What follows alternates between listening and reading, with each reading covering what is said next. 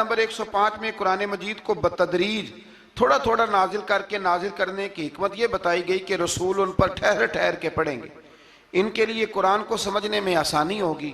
مشرکین مکہ اعتراض کرتے تھے کہ کبھی آپ اللہ کہتے ہیں کبھی رحمان کہتے ہیں، ہم تو رحمان کو نہیں جانتے، تو اللہ نے فرمایا رسول کہہ دیجئے کہ معبود برحق کو تم اللہ کہہ کے پکارو یا رحمان کہہ کے پکارو، تم اسے جس نام سے بھی پکارو گے سب اسی کے نام ہے، اور اسے پکارنے میں میانہ روی سے کام لو۔ آخری آیت میں فرمایا کہ اللہ کی نہ کوئی اولاد ہے، نہ کوئی اس کی سلطنت میں اس کا شریک ہے، نہ اسے کسی مددگار کی ضرورت ہے، اور آپ اس کی کبریائی کو بیان کرتے رہیے۔ آگے شروع ہو جاتی ہے سورہ کہف۔ اصحاب کہف کا نام تو سنا ہے نا ماشاءاللہ آپ حضرات۔ پہلے اس کی فضیلت میں ایک حدیث نہ بیان کروں؟ نبی کریم صلی اللہ علیہ وسلم نے فرمایا، یہ مسلم شریف کی حدیث ہے، دجال آئے گا قیامت کے قریب اور بڑے لوگوں کو گمراہ کرے گا، تو حضور نے فرمایا جو سورہ کہف کی 10 آیات زبانی یاد کر لے نہ وہ دجال کے فتنے سے بچ جائے گا۔ اللہ توفیق عطا فرمائے۔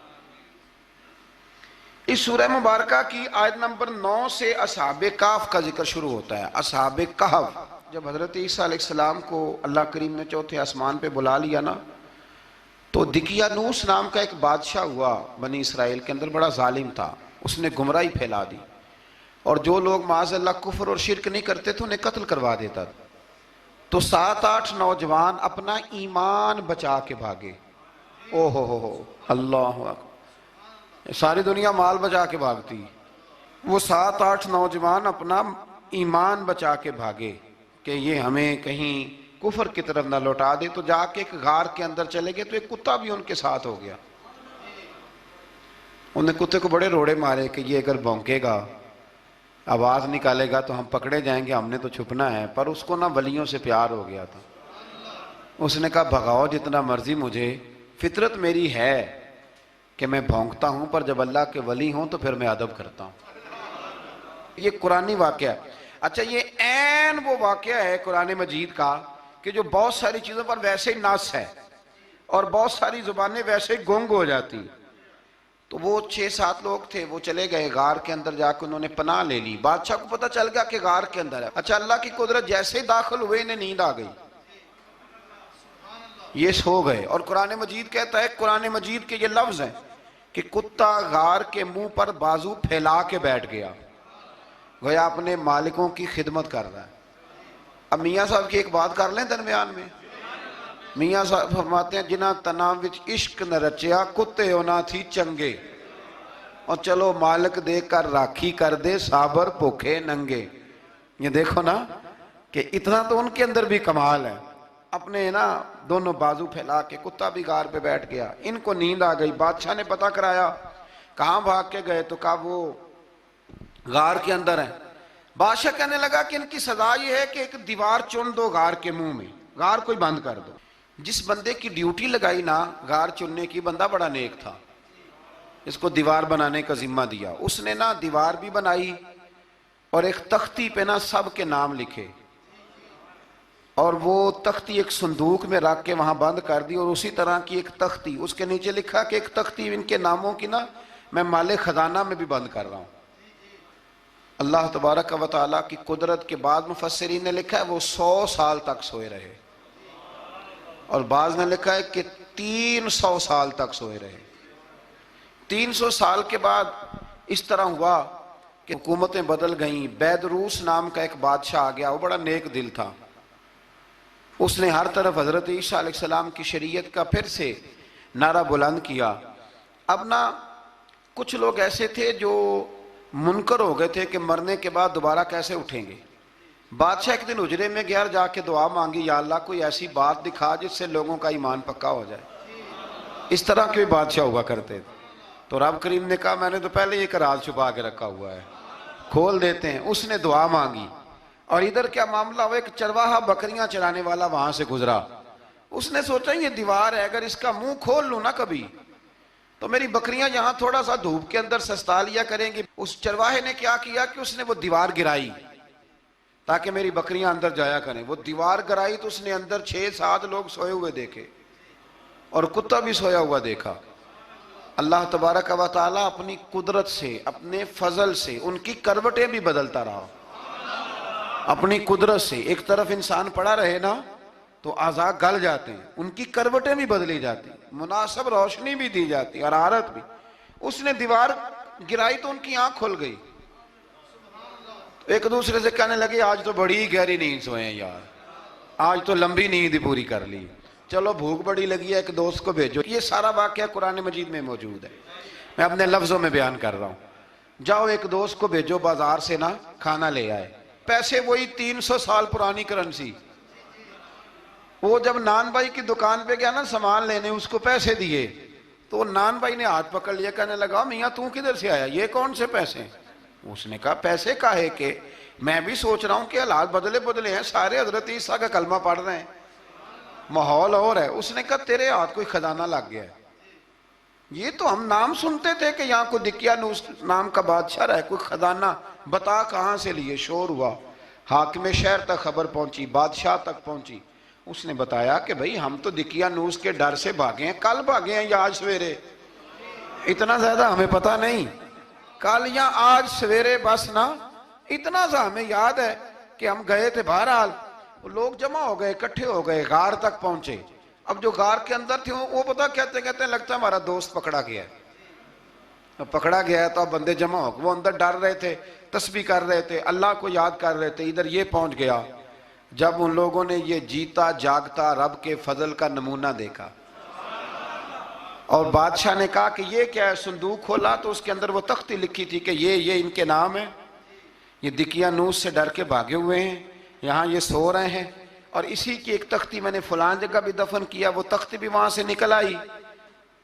اب سب لوگوں کی آنکھوں میں آنسو آئے اور سب کہنے لگے لا الہ الا اللہ، لا الہ الا اللہ، لا الہ الا اللہ، سب کہنے لگے ان اللہ علی کل شیء قدیر۔ جب ان کی بات پوری ہو گئی، لوگوں کے ایمان پختہ ہو گئے، تو اصحاب کہف کہنے لگے کہ ہمیں اب اجازت ہے، ہم پھر دوبارہ غار میں جاتے ہیں۔ وہ غار میں گئے تو رب نے پھر انہیں موت عطا فرمائی، نیند عطا فرمائی، تحفہ دیا۔ بادشاہ نے پھر اس کے آگے دیوار بنائی اور وہاں بادشاہ نے ایک مسجد تعمیر کرا دی، لوگ زیارت کرنے جاتے۔ یہ اصحاب کہف کا ذکر ہے۔ اب یہاں ہمارے مفسرین نے لکھا ہے کہ وہ جو کتا تھا نا وہ بھی ساتھ ہی تھا۔ اللہ قیامت والے دن اسے انسانی، یا تو انسانی شکل ملے گی یا جیسے رب کا فضل ہوگا رب کریم اسے بھی جنت عطا فرمائے گا۔ اس نے تبلیغ کی، دین کی، اس نے کیا کیا؟ تبلیغ کی، نمازیں پڑھی، روزے رکھے، حج کیا، 10 ہوتے صحیح اس کیتا کی۔ اسی آکھیے نا خدا کے فضل سے ہم پر ہے سایہ غوث اعظم کا، ہمیں دونوں جہاں میں ہے سہارا غوث اعظم کا۔ لوگ پریشان ہو جاتے ہیں، کہتے ہیں کس طرح کی بات کرتے ہو؟ تو میں نے کہا اصل میں تیرا عقیدہ کچا ہے، وہاں تو کتا چلا جائے ولی کے پاس تو رب اسے جنت دے دیتا ہے، تو جیگتا جاتا مومن جائے تو اللہ کیوں فضل نہیں فرماتا؟ اس سے آگے نا پھر آیت نمبر 32 ہے، اس میں اللہ تبارک و تعالیٰ نے 2 لوگوں کا واقعہ بیان کیا ہے۔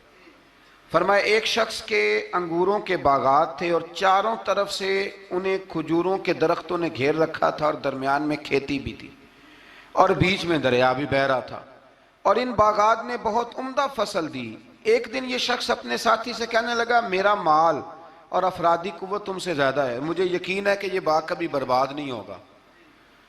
اول تو مجھے قیامت کا یقین ہی نہیں معاذ اللہ، لیکن اگر قیامت آئی تو مجھے وہاں سے بھی بہتر مال ملے گا۔ اس کے دوسرے ساتھی نے کہا تو اپنی اصل کو بھول گیا ہے اور تو نے اپنے خالق کی ناشکری کی جو کہ وحدہ لا شریک ہے۔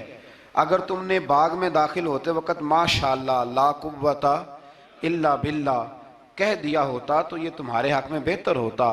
اگرچہ مال اور اولاد میں میں تم سے کم ہوں، لیکن میرا ایمان یہ ہے کہ اللہ تعالیٰ مجھے اس سے بہتر نعمت عطا کرے گا، اور آسمان سے کوئی آفت آئی اور تمہارا باغ تباہ و برباد ہو جائے گا، یا اگر اس کا پانی زمین میں دھس گیا تو پھر تم اسے تلاش نہ کر پاؤ گے۔ بالآخر اس شخص کا باغ برباد ہو گیا۔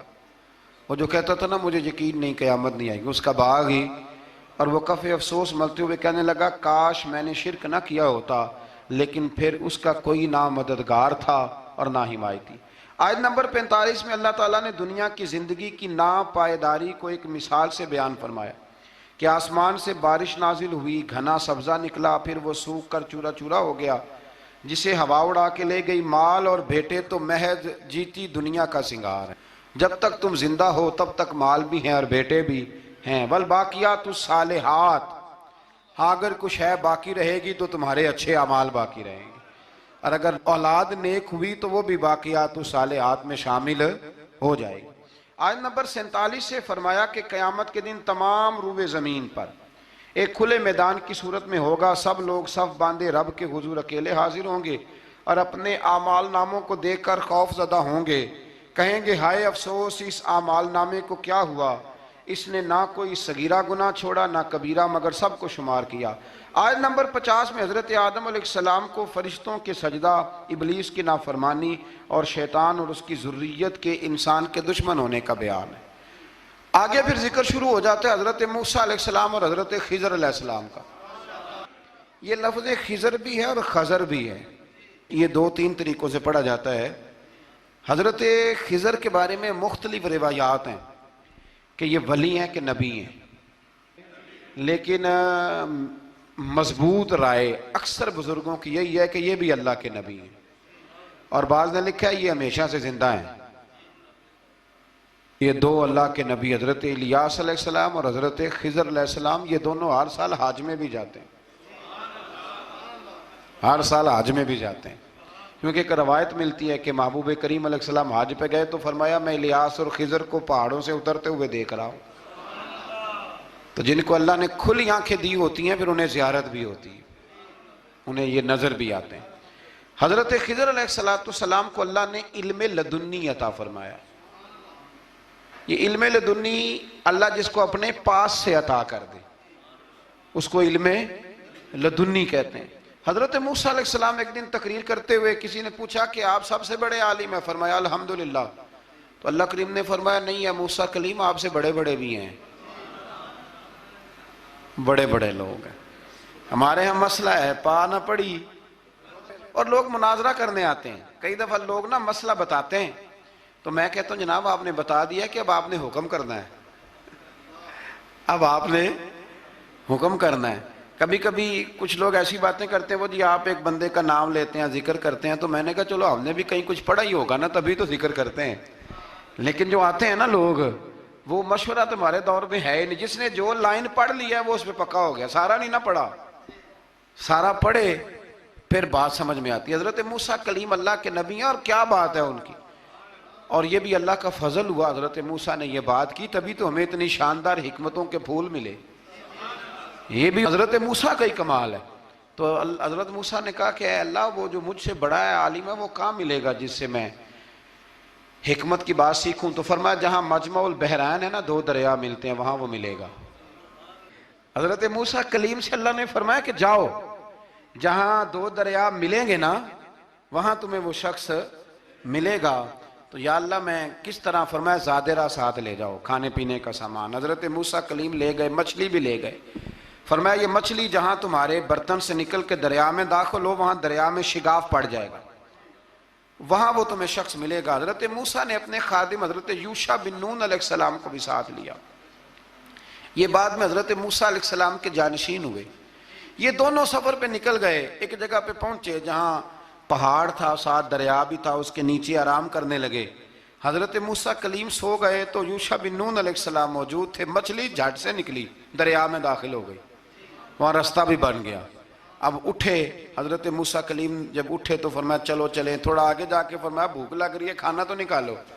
انہیں یاد آیا، کہنے لگے حضور مچھلی تو دریا میں چلی گئی تھی۔ فرمایا تو نے بتایا ہی نہیں، وہی تو ہماری منزل تھی جہاں مچھلی دریا میں گئی۔ پھر وہاں سے واپس آئے قدموں کے نشانوں پہ، وہاں پہنچے جہاں مچھلی گئی تھی تو وہاں ایک شخص لیٹا ہوا تھا چادر لے کے۔ آپ نے سلام لی تو انہوں نے کہا وعلیکم السلام یا موسیٰ کلیم اللہ۔ تو آپ نے فرمایا آپ کون ہیں؟ فرمایا میں وہی ہوں جس کو آپ تلاش کر رہے ہیں۔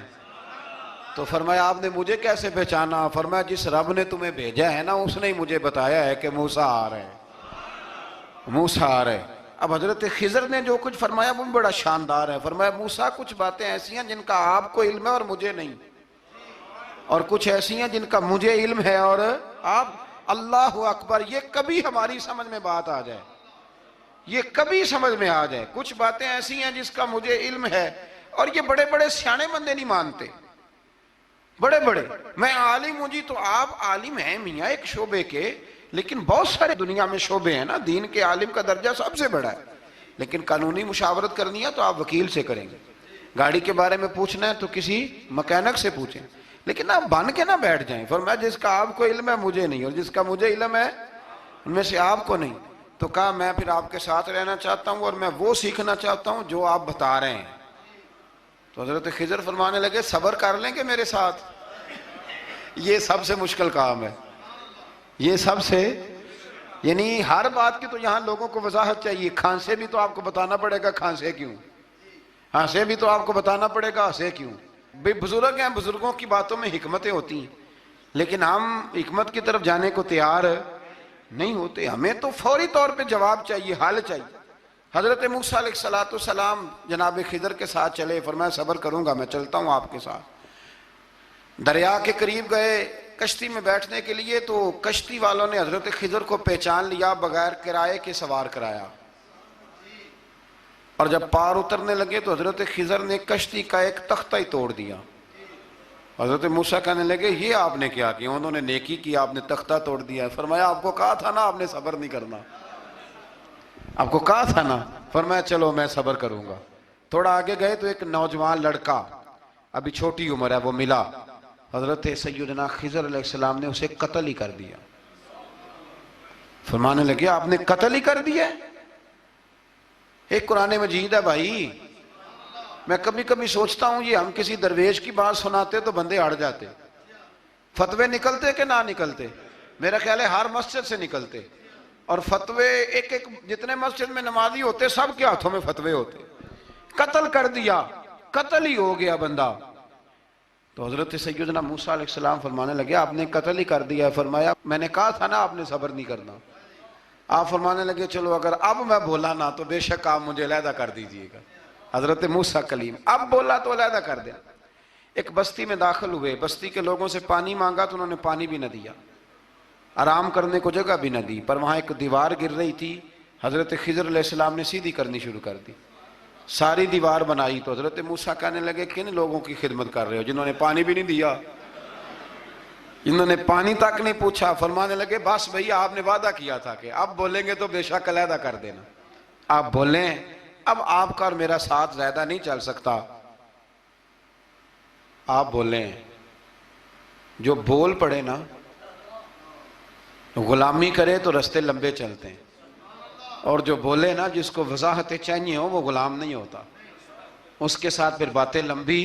ہاں تو آنکھ بند کر کے چل. ہاں آزم یاتے لائیے ہی نا تجھے لائیے تھے، پھر آنکھ بند کر کے پیچھے چل کے بات ختم ہو گئی. حضرت خضر علیہ السلام نے جب کہا نا کہ اب آپ کا وعدہ ختم ہو گیا، فرمایا میں آپ کو جانے سے پہلے حکمت بتاتا ہوں. یہ وہ علم ہے جو اللہ نے مجھے اپنے پاس سے عطا فرمایا ہے، یہ وہ ہے جو علم لدنی ہے. کہا جناب کیا مطلب؟ فرمایا وہ جو میں نے تختہ توڑا تھا نا، تو یہ مسکین بچے ہیں جن کی کشتی تھی، تو دریا کے اس پار بادشاہ کھڑا تھا، وہ جو صحیح صحیح کشتیاں ہوتی تھی قبضے کر لیتا تھا، اور جو تھوڑی سی ٹوٹی پھوٹی ہوتی تھی نا وہ چھوڑ دیا کرتا تھا. تو میں نے تھوڑی سی کشتی ان کی اس لیے توڑ دی ہے تاکہ دیکھے گا تو چھوڑ دے گا، اس لیے میں نے بھلا کیا ہے. اور فرمایا وہ جو بچہ میں نے قتل کیا نا وہ شروع سے ہی کفر کا دل دادا تھا، اس کے ماں باپ نیک تھے. اگر بڑا ہوتا جوان ہوتا تو ہو سکتا ہے ماں باپ کو بھی کفر میں مبتلا کر دیتا. اب اس کے بدلے اللہ انہیں صالح بیٹا عطا فرمائے گا. تو یہ بھی میں نے اللہ کے دیے ہوئے علم سے کیا. اور فرمایا یہ جو دیوار میں نے نبی ہو کے یا ولی ہو کے مزدوری کر کے دیوار بنائی ہے نا، اللہ اکبر. فرمایا یہ دیوار عام لوگوں کی نہیں، یہ یتیم بچوں کا خزانہ ہے دیوار کے نیچے. یہ گر جاتی تو خزانہ ظاہر ہو جاتا، اور بچائی اس لیے ہے کہ وَكَانَ أَبُوهُمَا صَالِحًا، ان بچوں کا باپ نیک آدمی تھا. ان کا باپ، قاضی ثناء اللہ صاحب پانی پتی فرماتے ہیں ڈائریکٹ باپ نہیں تھا، 7ویں نسل میں جا کے باپ بنتا تھا. سن لیں یہ بھی بات، ایک بندہ نیک ہو تو اس کی 7 نسلوں تک رب خزانوں کی بھی حفاظت فرماتا ہے. اب آپ اندازہ فرمائیں کہ بات کتنی دور تک جاتی ہے۔ بزرگوں کی باتوں میں نا حکمتیں ہوتی ہیں، دانائیاں ہوتی ہیں۔ یہ طریقت کے جو لوگ ہوتے ہیں انہیں سبق یہ دیا جاتا ہے کہ آمنا و صدقنا، ماننا ہے اور تصدیق کرنی۔ ہمارا معاملہ یہ ہے کہ یہاں وضاحت دینی پڑتی، وہ جی وہاں کیا ہوا تھا، وہ جو گاڑی آپ کے پاس ہے تو وہ کہاں سے آئی، تو وہ جو کل آپ نیا جوڑا پہن کے آئے تھے تو وہ کدھر سے آیا۔ تو جو لوگ وضاحتیں مانگتے ہیں وہ اپنے نہیں ہوتے، ان کا غلامی کا رشتہ نہیں ہوتا۔ حبیب اور ہوتا ہے، شریک اور ہوتا ہے۔ شریک وضاحتیں مانگتے ہیں، حبیب محبت کرتے ہیں۔ ہمارا آج سب سے بڑا المیہ یہ ہے، سب سے بڑا، کہ ہم کسی حکمت کے تحت کوئی بندہ اگر کوئی کام کر رہا ہے تو مجبوری ہے کہ ہمیں وہ حکمت بتائی جائے، ایسا نہ کریں۔ یہ طریقہ حضرت غوث اعظم رضی اللہ تعالیٰ عنہ، حضور غوث پاک رضی اللہ تعالیٰ عنہ کو ایک شخص ملنے آ گیا، ملا علی قاری نے لکھا ہے، آپ کے ایک مرید نے کہا چل میرے پیر سے ملنے، کہنے لگا میں نہیں جاتا ملنے کسی پیر شیر سے، کہا نہیں آؤ تو صحیح۔ وہ آیا نہ تو اس نے دیکھا کہ 50 گھوڑے عربی نسل کے کھڑے ہیں غوث پاک کے دروازے، موٹے تازے چوڑے عربی نسل کے گھوڑے۔ اس کے دل میں خیال آیا، کہنے لگا یار سواری کے لیے اگر رکھے ہیں تو ایک بھی کافی تھا، 50 کی کیا ضرورت تھی۔ اللہ اکبر۔ اب واقعی 50 کھڑے تھے، مرید کے پاس جواب ہی کوئی نہیں تھا، کہنے لگا یار پتہ مجھے بھی کوئی نہیں، لیکن حضرت صاحب نے رکھے ہیں تو حکمت ضرور کوئی ہوگی، حکمت ضرور کوئی، اس کی کوئی حکمت ہوگی۔ اللہ اکبر۔ وہ چلے گئے واپس، وہ روز تنقید کرتا، کیسا تیرا پیر ہے 50 گھوڑے رکھے ہوئے، کیسے تیرا پیر ہے 50 گھوڑے رکھے ہوئے۔ کچھ دن گزرے تو ملا علی قاری کہتے ہیں وہ اعتراض کرنے والے کے پیٹ میں کوئی تکلیف ہوئی، بغداد کے سب سے بڑے طبیب کے پاس گیا، اس نے کہا تیرا تو جگر تباہ ہو گیا ہے، عربی نسل کا ایک گھوڑا چاہیے، اس کو ذبح کریں گے، اس کا جگر نکالیں گے، اس کی دوائی بنا کے تجھے کھلائیں گے اور 50 گھوڑے ہوں گے تو تو بچے گا۔ اب پریشان ہو گیا، کہنے لگا گھوڑے ہیں تو صحیح، پر جو میں حال کر رہا ہوں گا گھوڑے تو نہیں ملیں گے، میرا تو جوتوں والا کام ہے، وہ شاید مل جائیں۔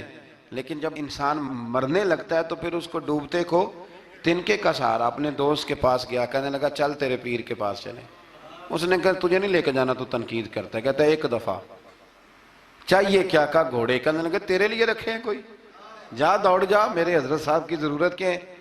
لیکن جب غوث اعظم کی خانقاہ میں داخل ہوئے نا تو حضور غوث اعظم اٹھ کے ملے، اللہ والے دلوں میں باتیں نہیں رکھتے، ماتھا چوما اور فرمانے لگے میاں تو ایک دن نا میری گلی سے گزر رہا تھا تو میری تیرے اوپر نظر پڑی، تو مجھے نظر آیا تو بیمار ہوگا اور تیرا علاج عربی نسل کے 50 گھوڑوں کی وجہ سے ہوگا، تو میں نے تیرے لیے لا کے کھڑے کیے ہوئے ہیں، تیرے لیے ہی کھڑے کیے ہیں۔ اب تو نا گھر بھی لے جانے کی ضرورت نہیں، چارہ بھی میرے مرید ہی ڈال دیا کریں گے، تو اس طرح کرنا، روز آنا ایک گھوڑا لے جانا، پھر اگلے دن آنا تو دوسرا۔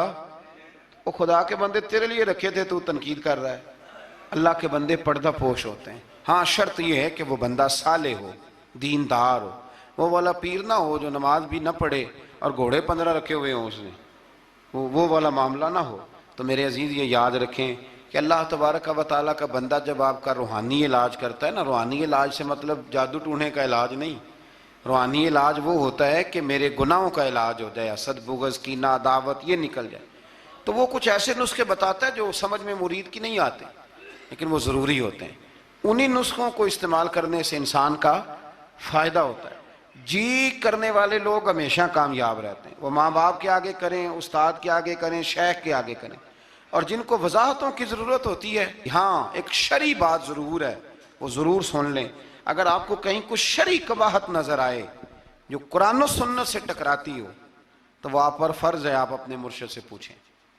کتنی بڑی بات کر رہا ہوں، یعنی جو چیز قرآن و سنت سے ٹکرا رہی ہو اس کی وضاحت طلب کرنا ضروری ہوتا ہے، اور جو دین سے نہ ٹکرائے اس پر آپ وضاحتیں پوچھتے ہیں تو پھر اس کا مطلب ہے کہ آپ علاج کرانے میں سنجیدہ نہیں ہیں۔ اللہ تعالیٰ قرآن مجید کو سمجھنے کی توفیق